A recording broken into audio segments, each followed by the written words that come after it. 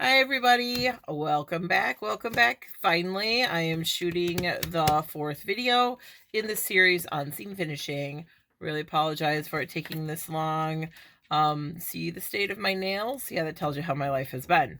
So, just a lot of things going on, but we're going to finish this up now and we will move on to the next thing. So this one is French seaming.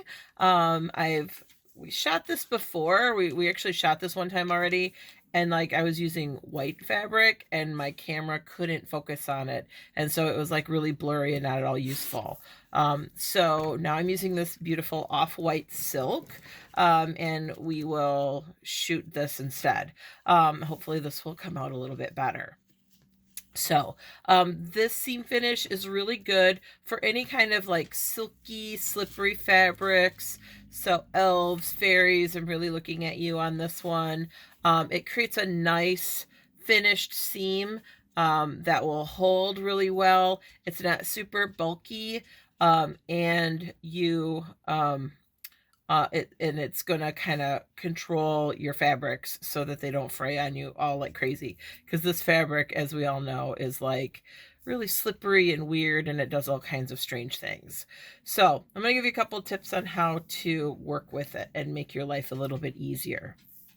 So first things first, if you've ever sewn with this kind of fabric, you know that it's really got a lot of movement to it, which is pretty. That's what makes it so shimmery and soft and like look really gorgeous and flow, but it's really a pain in the butt to control when you're trying to sew with it. So there are a couple things that you can do to help stabilize your seams. And one of the best tricks I have is that you use a sheet of paper. You can use, I'm using copy paper here because that's what I had on hand. A lot of times I'll actually use tissue paper to kind of control my seams and control my fabric. If you hear my doggo in the background, say hi to doggo. He's decided that he wants to be involved in this video. So anyway, so we're going to use this to kind of help stabilize our fabric, because that really becomes the issue, is trying to get it to not just move all over. So the first step in doing a French seam is you want to sew it wrong sides together. And sometimes it can be hard to kind of keep track of what's the wrong side of your fabric. Usually if it's on a bolt at the store, as it's folded on the bolt, whatever is facing out is the wrong side of the fabric. So if you can, when you get it home, kind of put a pin in it so you can tell which is the wrong side. Sometimes I'll do that just to keep track, because a lot of these silky fabrics, it can be kind of hard to really know. So what I'm doing is I'm putting this on the edge of this paper, and using that to kind of stabilize the fabric. And I'm just lining up my edges, all three edges together, the paper, the fabric, and getting this all to go. Now I could use some of that magic wonder tape that we used in my first tutorial, right? We could use this to kind of hold this together. But this stuff's kind of pricey and I don't really want to, use it like that. You could use wonder tape, which is this iron-on stuff. And you could iron that together to kind of temporarily hold your seams together before you get ready to sew. Out at festival, I wouldn't trust this stuff just to be used on its own, but this is a fusible webbing that will melt when you iron it and kind of temporarily hold your fabrics together. Under normal circumstances, it's more of a permanent hold, but really out at festival, this ends up being very temporary. So don't plan on this holding up for a festival costume.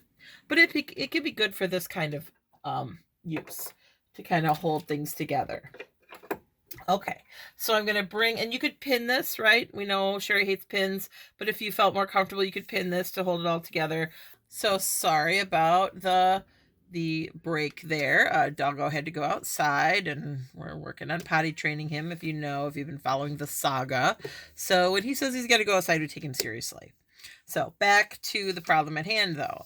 So the first thing I want to talk about is you do have to do some math when it comes to this kind of seam allowance. So, here's our fabric, right? There's kind of the cut edge. Here's our seam, and we want a 5/8 inch seam allowance. which is all fine and dandy, but we're going to have to do this in 2 parts. We're going to do 2 seams. One seam is going to be tucked up inside the second seam. So we need to break this 5/8 inch up into 2 unequal parts. So just keep that in mind, depending on whatever you allotted for in a seam allowance, that you need to break it up into 2 unequal parts. Easy with 5/8 inch, right? Like I can break that up into 2/8 inch, which is, 1/4 inch. And I can break that up into, 2/8 inch plus 3/8 inch, which is, well, 3/8 inch. It doesn't break down anything else smaller.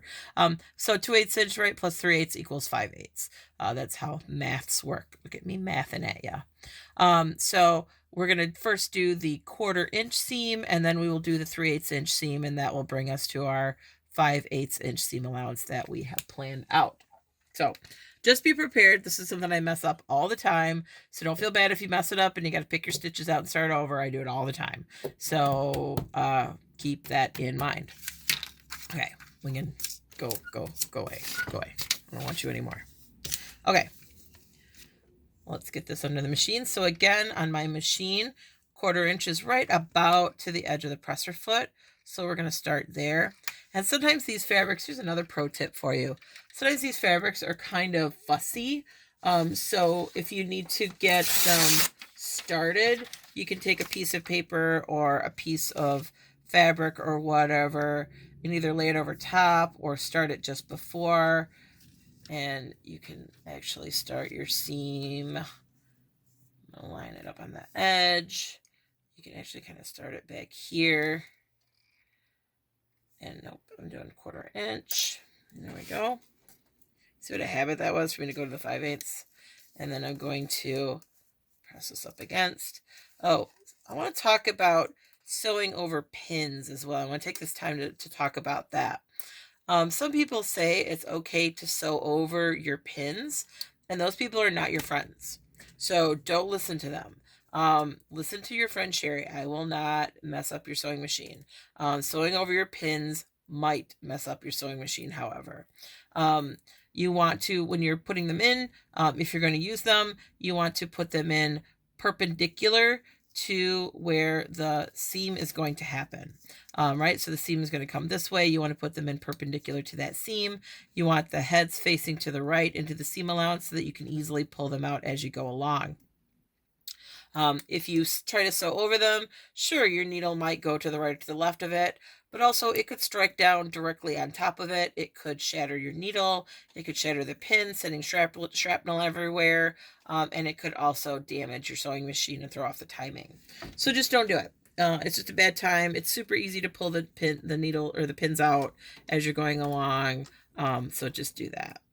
Okay, so I've just got this piece of paper just to get me started so that my presser foot isn't going to push down my fabric and push it kind of this way and bunch it up. All right, and as I go along, I'm just going to pull the pins out.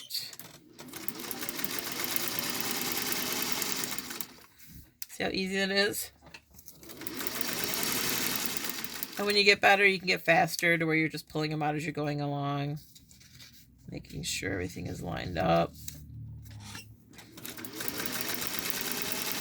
And what I've got in here is I've got copy paper, if I haven't said that already. So I'm just using copy paper. You can use anything to stabilize this seam. What we're trying to do is we're trying to be in control over the seam and not have the seam be in control of us or the fabric be in control of us. And I'm just kind of keeping an eye on what it's doing underneath, because sometimes it'll be sneaky. I'm sewing so close to the edge. I want to make sure I'm still catching that edge. So getting all the way to the end of the seam. Good. I've used tissue paper for this. I've used old receipt paper. You can really use just about anything. And this will just pull right off, throw it away, throw it away. So there's your seam, right? We got pretty close to a 1/4 inch. It's fairly consistent. Again, you have to, it's going to be plus or minus with this stuff. So you have to accept that it's going to be not probably super precise. The more you work with this kind of fabric, the better you will get at it. All right, so now I'm just going to pull this out. And this will be like a perforated line, perforated paper, so it should just rip right out.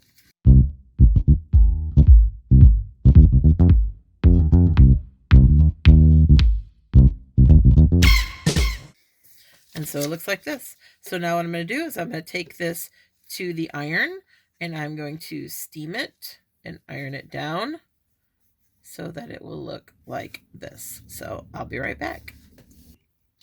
Okay, so I'm all steamed and I've got, so now I've got, when I did that first seam, I had it wrong sides together. Now I have it right sides together, and so this is the wrong side out, this is the right side. I'm going to pin it to this piece of paper again because this really helped me. So, and I'm just reusing that same piece of paper. I'm just going to pin it down. This is going to help keep my fabric in line. Keep it under control.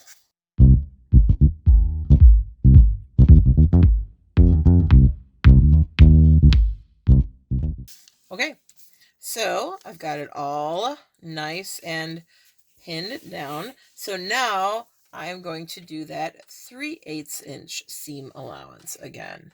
And you can kind of see, like if it's really thin fabric, you can kind of see your seam allowance in there to make sure that you're not like messing it up and getting it too far out. So I'm actually going to go a little over the line on the 3/8 inch. I'm going to go a little bit bigger.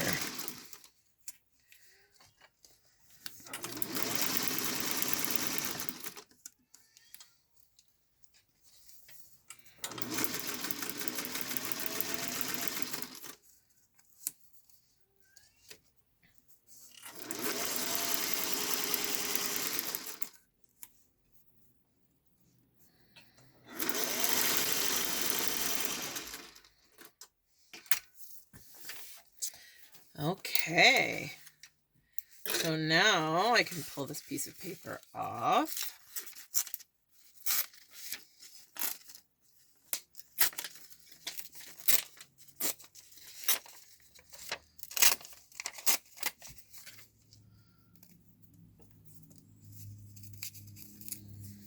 And look at this gorgeous seam that I'm left over with.